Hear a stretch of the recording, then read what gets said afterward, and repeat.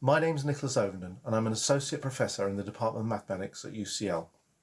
I'm going to tell you about a new groundbreaking research hub, CHIMERA, funded by the UK's Engineering and Physical Sciences Research Council, which is going to be running some exciting research projects at UCL over the next 4 years. CHIMERA stands for Collaborative Healthcare Innovation through Mathematics, Engineering and Artificial Intelligence, and it's a mathematical sciences and healthcare hub that provides an amazing opportunity for mathematicians to support clinical decision making by developing new data-driven mathematical models of human physiology. The hub involves academics in UCL mathematics such as Professor Christina Pargel and Dr. Alex Diaz in the Clinical Operations Research Unit, as well as myself. We will be working in partnership with academics in UCL Mechanical Engineering and UCL Computer Science, as well as working with clinicians at the Biomedical Research Centre at University College Hospital and clinicians at Great Ormond Street Hospital. We also will be getting support in terms of data science from the Alan Turing Institute.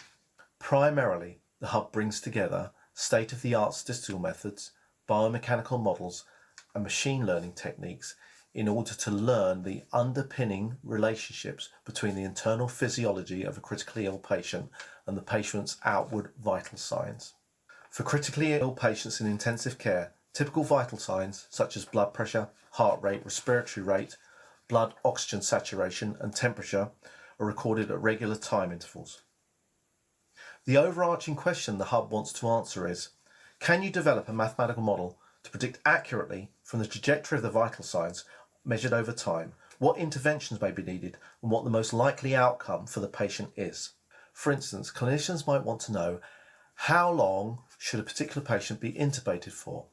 Should a patient be given a certain drug now or should we wait? And how long might a patient remain in intensive care?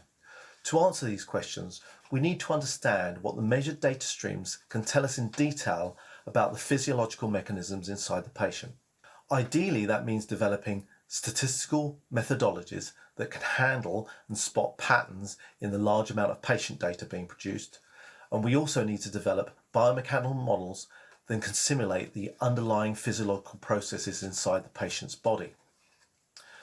Now, here is Dr. Alex Diaz, who's going to explain the statistical methodologies which are being developed as part of this research. Hello, my name is Alex Diaz and I work in the Clinical Operational Research Unit, Department of Mathematics at UCL. The 2018 review of knowledge exchange in the mathematical sciences highlights the increasing volume of data and demand for better decision-making under uncertainty. With this grant, we will design algorithms that will empower our clinical partners in their decision-making. These algorithms will be developed primarily to discover information contained in vital signs data, but they will also have further applications. We could build a smart system that identifies cancerous tissue from a set of images. We would train our system using patient data in order to classify new images in the categories of benign and malignant. The core of the models we will develop is Bayes' theorem, which in this case assigns a probability to each category. This probability is conditional on the data, denoted by D, and our modeling assumptions, denoted by M. We say that the posterior probability of each category is proportional to the likelihood of the data times the prior probability of the categories, a quantity that can be inferred from our interaction with clinicians. There are several ways to compute this probability. In our case, we will use and further develop techniques that we have recently designed and published.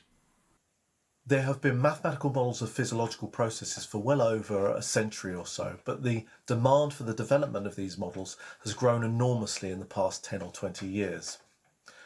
Now, the models developed, they span vast length scales from the very microscopic, looking at individual cells, cell membranes, through to interactions of cells and then tissue mechanics, angiogenesis, the models of blood flow in small vessels, to tumour modelling, wound healing, and then moving up to full-scale models of organs such as the heart, liver and kidneys. We can then scale up further to the idea of a virtual physiological human.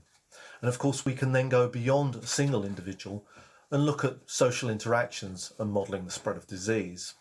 Biomechanical models are developed to gain a greater understanding of physiological processes. And also to enable predictions of outcomes. They also enable scientists to reduce animal testing by replacing some of those tests with computational simulations. The ultimate goal of such models is to enable clinicians to make more informed decisions, to improve quality of life via better detection and management of disease. In CHIMERA, we focus a lot on the organ scale models and also models of systems such as the cardiovascular system and the respiratory system. Many of these models are based on electric circuit analogies such as the classic Windkessel models developed at the end of the 19th century. The simplest Windkessel model incorporates the idea of blood pressure as a voltage and blood flow as a current. The small capillaries and peripheral blood vessels provide a resistance to this flow, R, whereas the walls of the large major arteries expand as the blood pressure increases and thus are able to store more blood. And when they contract, that blood is then pushed through the peripheral vessels. So the large arteries act as a capacitor with capacitance C. The resulting system can be written as a simple ordinary differential equation relating the blood pressure and blood flow. And then you have two parameters to fit, the resistance R and the capacitance C. More sophisticated Windkessel versions can be fitted and explain the typical waveforms of the blood pressure and blood flow observed over a cardiac cycle in experiments. Using these basic principles, it's possible to add more and more components to a circulatory system, thus adding more complexity.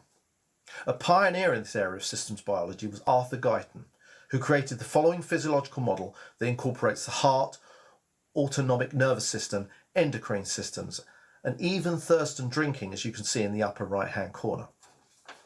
In a sense, the model you can develop and then try to use to simulate a critically ill patient can be as simple or as complicated as you like. The more complicated it gets, though, the longer it takes to solve, and so you might not get an answer quick enough to enable clinical decisions to be informed by it.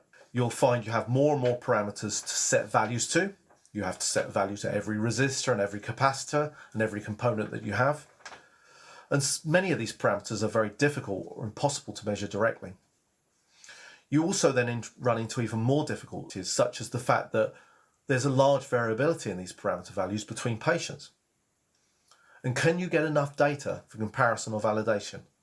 Indeed, what data is vital to fit your model, and what can you predict from it?